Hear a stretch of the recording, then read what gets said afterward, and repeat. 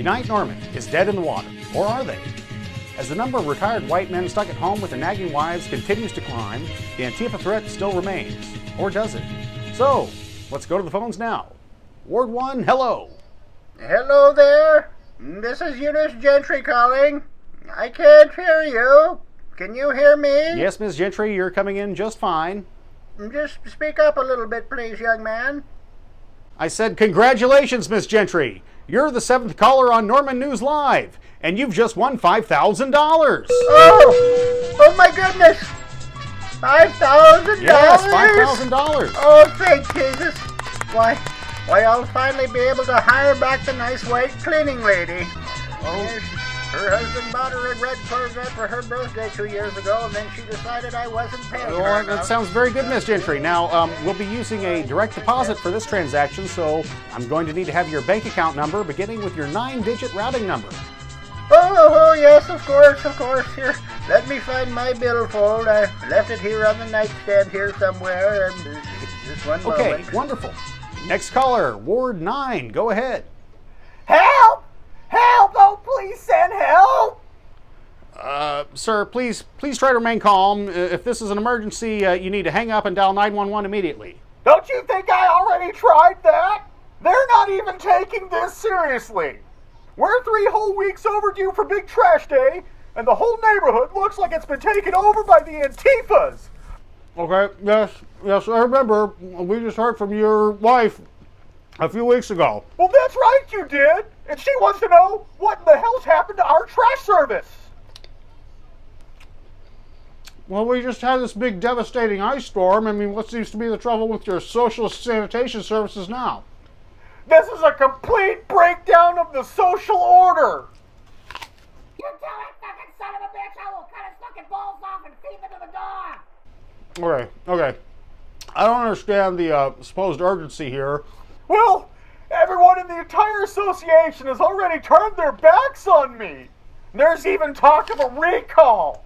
Oh, yeah, recall. And anyway, have you tried contacting your city council member about the issue, or did you try to recall her too? Well, you think I'm some kind of idiot? Of course I did. And my wife, she probably sent half a dozen emails already. Okay, well, good luck getting your essential services restored. Well, don't you see? It's all part of this Antifa conspiracy. I'm just sure of it. Okay, well, you might want to try turning off your QAnon notifications for a little while and just keep taking your monthly or nightly doses of hydroxychloroquine and chlorine injections, and maybe that'll help you get a good night's rest.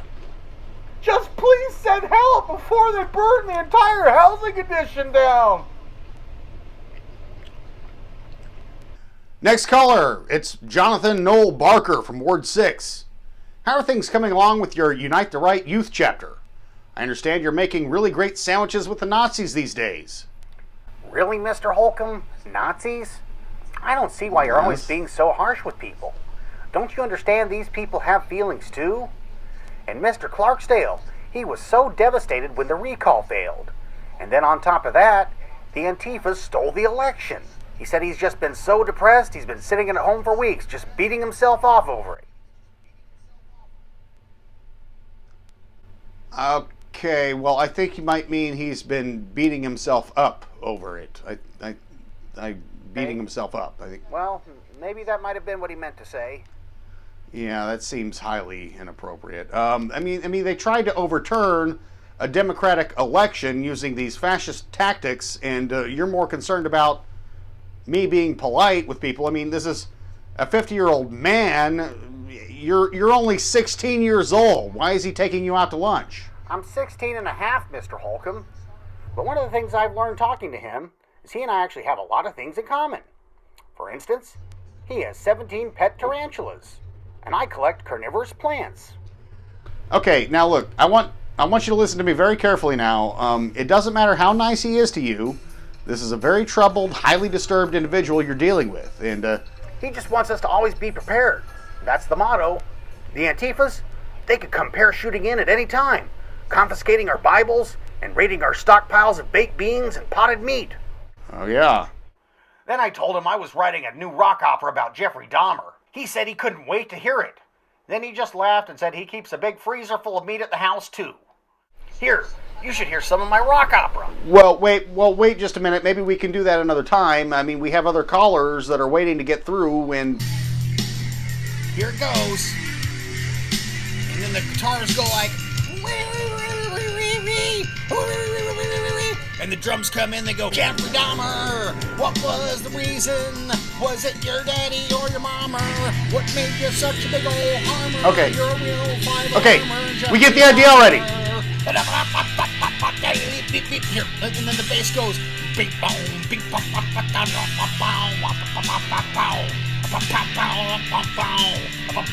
the drums come in again, they go, and then the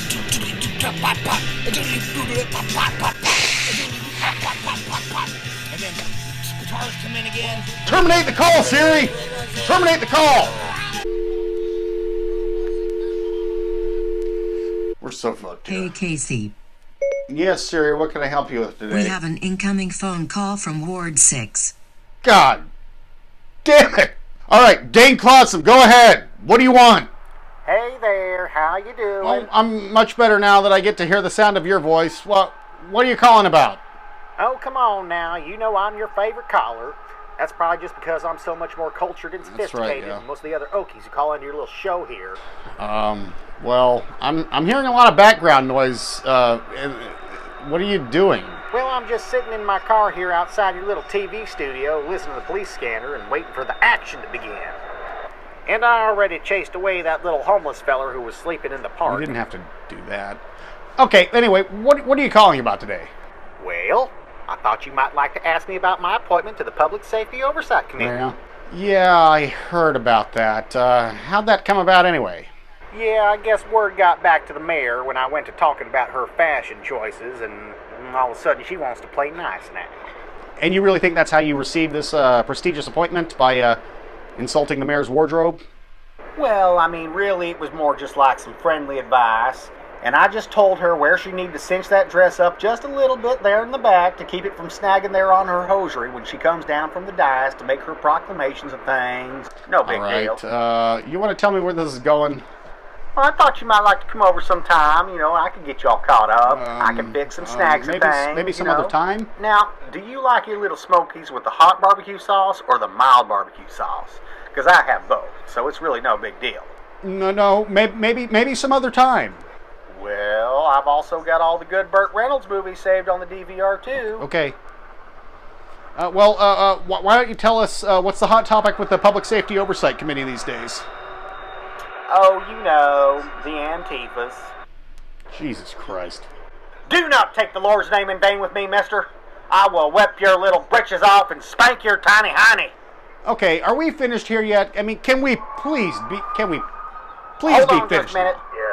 I got a call coming through on the scanner. Sounds like there's a bunch of punk kids down there at the Starbucks taking up 2 whole tables. Yep. The kid, yep, okay. Nope, those kids at Starbucks, they are Antifas. No. High school kids with dyed blue hair drinking coffee at Just a minute, Starbucks this sounds are like an not emergency. Antifa. Nope, okay. Just a minute, this sounds like an emergency. You're gonna have to get my slingshot. Hang up the fucking phone! Okay, I'll talk to you later. I gotta go. Next caller, Ward 1, who's on the line? Who the fuck is this? Who the fuck is this? This is Jimmy Ray Gentry.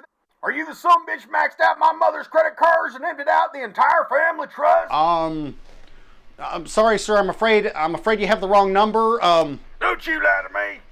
This is the only number in her call history. Who the hell are you?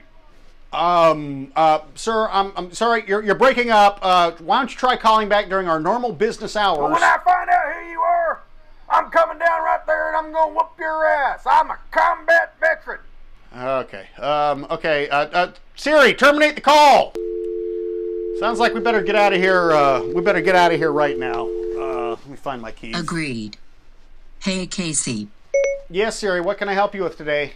Wake up. Let's dance. Let's dance. Let's dance. Okay, fine. I guess we'll dance. Put on your red shoes I and dance the blues. don't know. That doesn't And sound dance like a the lot of fun blues. to me.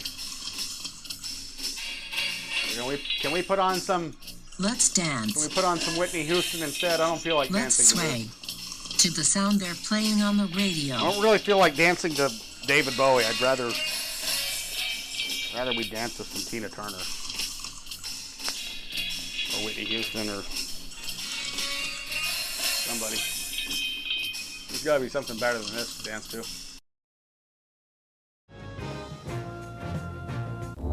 Welcome. As your governor and first lady, we're extremely pleased to introduce a film we believe will have a long and distinguished life in the state and beyond. This unprecedented hour-long feature was produced for Oklahomans by Oklahomans.